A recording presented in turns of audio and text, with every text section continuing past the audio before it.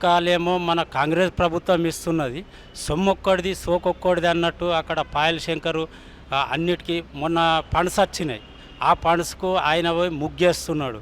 కాబట్టి మన ప్రభుత్వము ఎట్లా అంటే ఇన్ని ఇచ్చేది పబ్లిక్లకు కూడా తెలియాలి. అందుకు కాబట్టి ఏది చేసినా మన కాంగ్రెస్ ప్రభుత్వం నుంచే మనకు వస్తాయి. కాబట్టి ప్రజలు మోసపోవద్దు, మోసపూర్వక మాటలు వింటే మనం చెడిపోతాం. కాబట్టి మనము కాంగ్రెస్ ప్రభుత్వంకు మొగ్గు చూపాలా. ఇప్పుడు ప్రజలు ఎట్లున్నారంటే అప్పుడు బాగా ఇబ్బందులు పడ్డారు.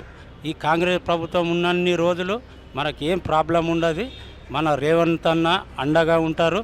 ఇంకొకటి ఆదిలాబాద్ ఇన్ఛార్జ్ సీతక్క గారిని ఇచ్చారు. కొద్దిగా సీతక్క గారు కూడా మన ఆదిలాబాద్ మీద కొద్దిగా దృష్టి పెట్టాలని, మేము కూడా ఇప్పుడు ఆదిలాబాద్ నుండి వచ్చినాం ఇక్కడికి, కొద్దిగా ప్రాబ్లమ్స్ ఉన్నాయని. మన ఈ ముఖ్యమంత్రి గారు రేవంత్ రెడ్డి గారికి హృదయపూర్వక ధన్యవాదాలు.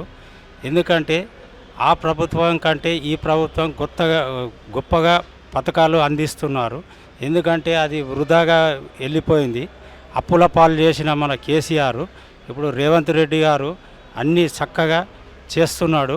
ఈ 500 గ్యాస్ కానీ, రుణమాఫీ కానీ, రుణమాఫీ కొద్దిగా ఇబ్బంది ఉంది కానీ ఎందుకంటే ఇక్కడ పరిస్థితులు బాగలేవు కాబట్టి రుణమాఫీ కూడా చేసి తీరుతాడు.